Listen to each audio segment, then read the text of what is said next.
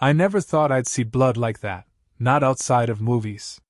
It was the kind of thing that didn't wash off your memory no matter how many showers you took. It wasn't just the sight of her body sprawled across the cheap linoleum kitchen floor, it was the sound. The wet, sickening thud of metal against flesh. 17 times. I counted every single hit. I didn't mean to. But when you're frozen in place, too scared to scream, your mind does strange things. I should have run. I should have done something. Instead, I stood there in the doorway, my legs cemented to the ground, while the man I thought I knew, someone I trusted, became something unrecognizable. The night started out so normal that it's almost insulting to think about it now. Rachel had just finished unpacking the last box in her new apartment. I came over with a bottle of wine and some pizza to celebrate. We were laughing about the delivery guy taking forever, teasing each other about how terrible the pizza would taste cold. And then the knock came. I thought it was the pizza at first, but Rachel's face dropped when she peeked through the peephole. She didn't say anything, just froze. When she turned to look at me, her eyes were wide, panicked, but she unlocked the door anyway. That was the first time I saw him. He was tall, scruffy, and carried himself like someone who didn't take no for an answer. His clothes looked like they'd been slept in for days. But it wasn't just the way he looked, it was the way Rachel shrank back, suddenly small and vulnerable. "This is my ex," she whispered, her voice barely audible. He smiled, but it didn't reach his eyes. "I just came to talk," he said. "I deserve that much." Rachel tried to stand firm, crossing her arms like a shield, but he pushed past her and stepped inside. I should have said something then. I should have told him to get out. But there was something about him, something unhinged, that made me keep my mouth shut.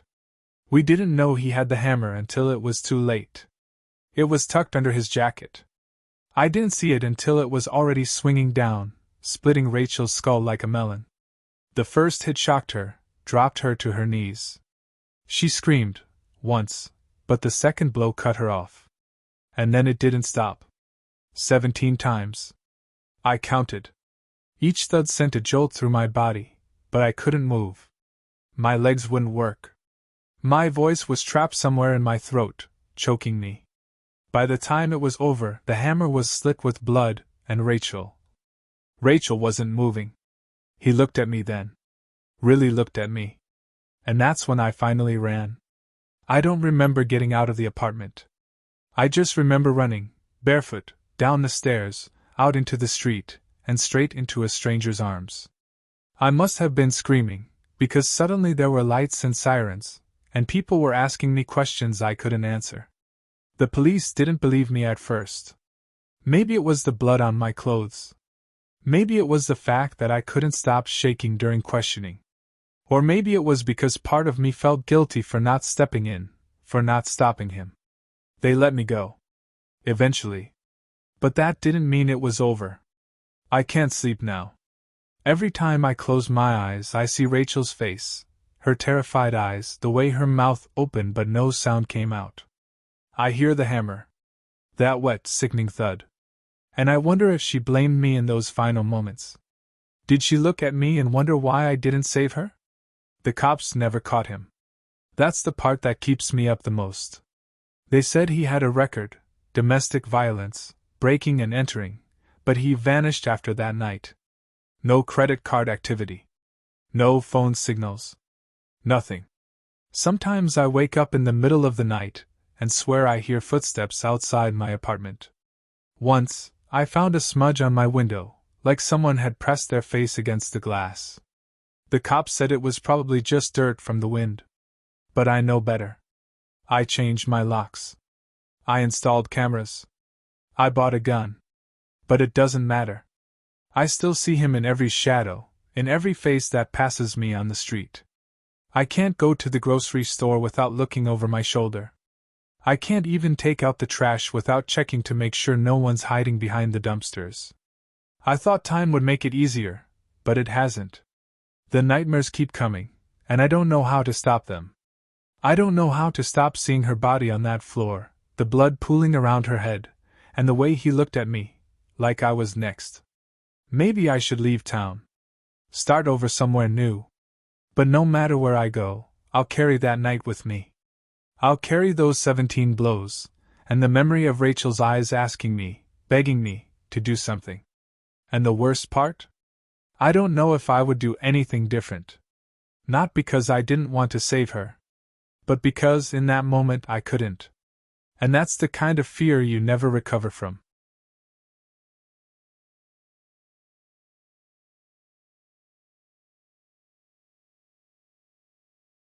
The chipped paint on the wall seemed to mock me, each flaw a tiny mirror reflecting the years of silent terror.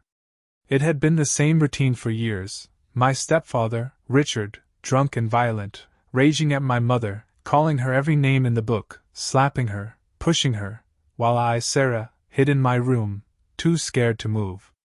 That night, the house smelled of whiskey, cheap and stale. His breath was rancid as he slurred his insults, lying back on the couch, legs sprawled out like he owned the place, mumbling to himself. My mother, Eleanor, moved silently in the kitchen, her hands trembling as she wiped down the counters, too afraid to even look at him. The sound of his bottle clinking against the glass was deafening in the silence of our home. The silence, thick and suffocating, was broken only by the rhythmic clinking, a morbid metronome counting down to another night of fear. I pressed my ear against the thin wall, listening for the telltale sounds of his violence, the slap, the cry, the thud of a body hitting the floor. Tonight, I braced myself, expecting the usual brutality. But that night was different. I heard the unmistakable sound of something hitting the floor, a crash, then the sound of a body hitting the carpet. My mother's scream was barely audible over the thudding of my heart. It wasn't the usual high-pitched shriek of terror, it held a different quality, a strange mix of pain and something else, triumph? I rushed out of my room. The hallway was dark, the air thick with tension. As I crept toward the living room, I stopped dead in my tracks. The scene that unfolded before me was etched into my memory, forever seared onto the back of my eyelids. My mother was standing over him, the sharp edge of a large butcher's knife gleaming in the dim light.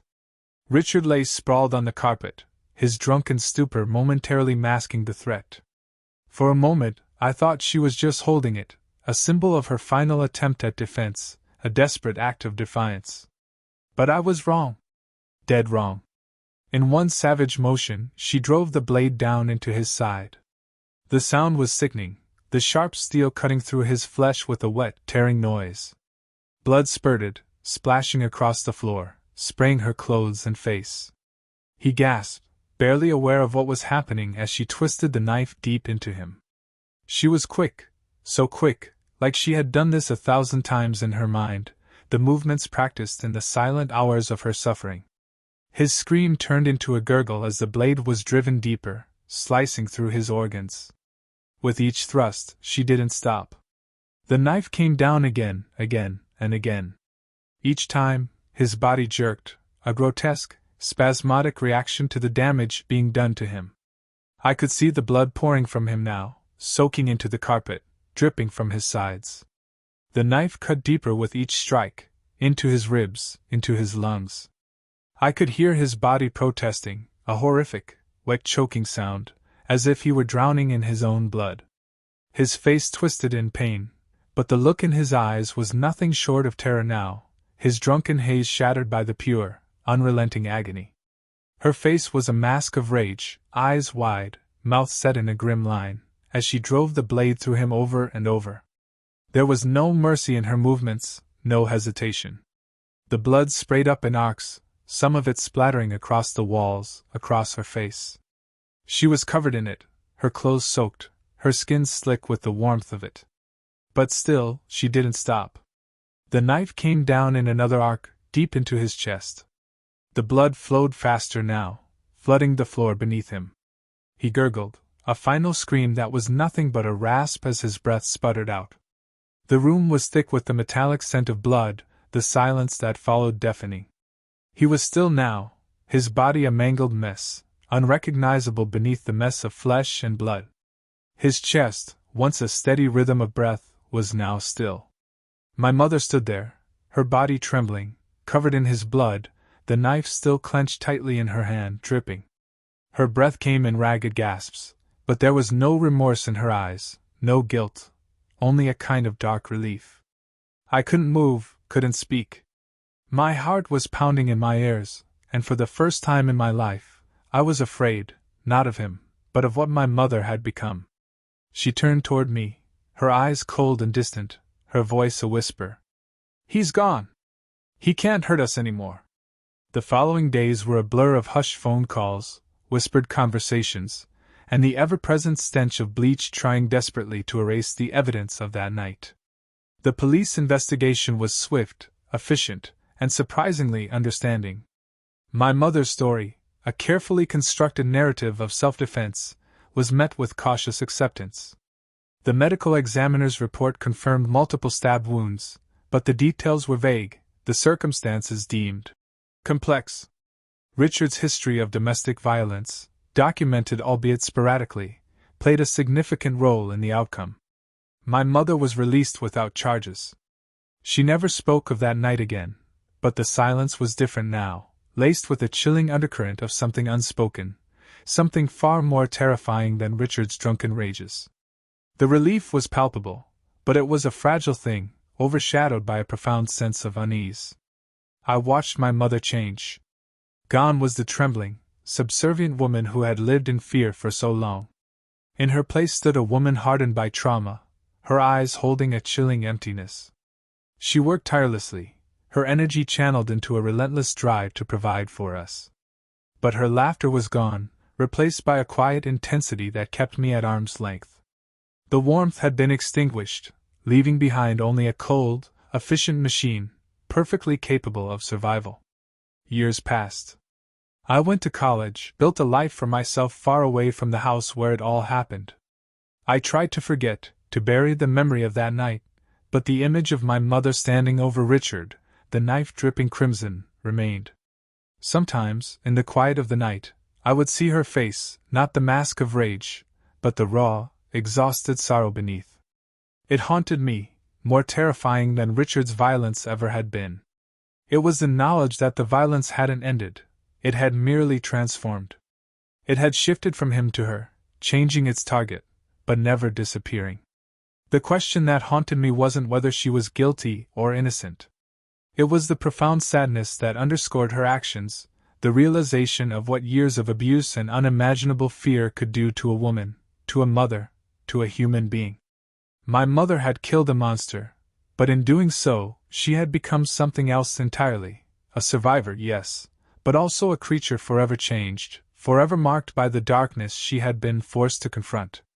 And in that darkness, alone, I found a terrifying reflection of my own future, a chilling premonition of what might become of me if I ever let the darkness consume me too.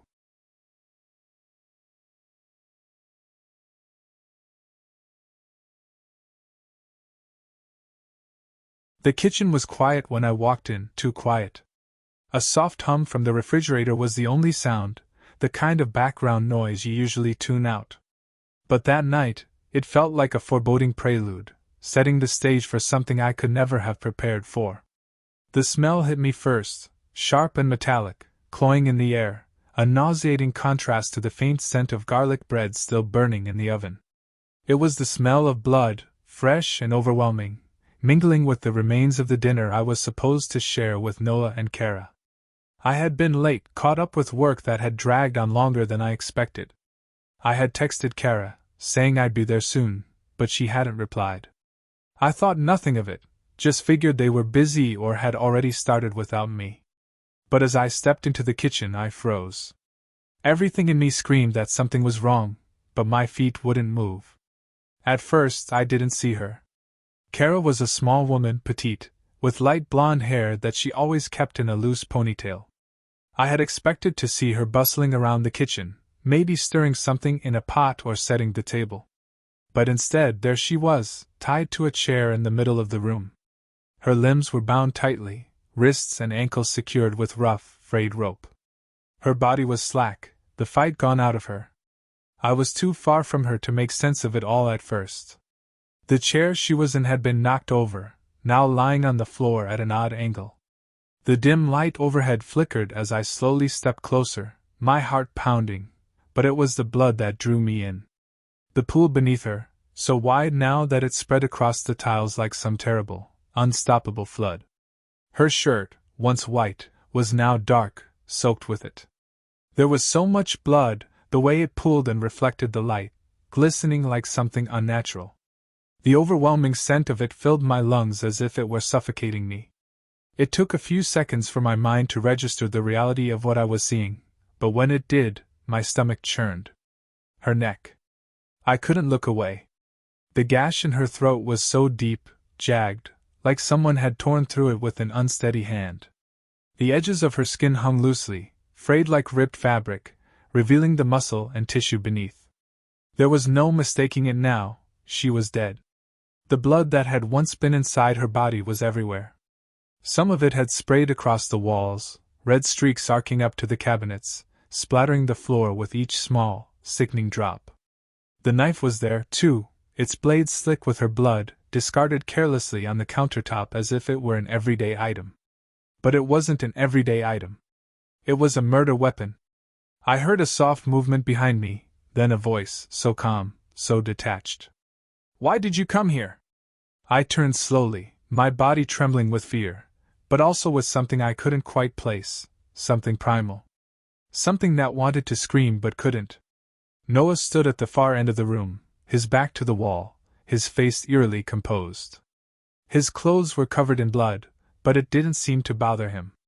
His eyes met mine, and for a moment I saw a flicker of something there. But it wasn't guilt. It wasn't horror.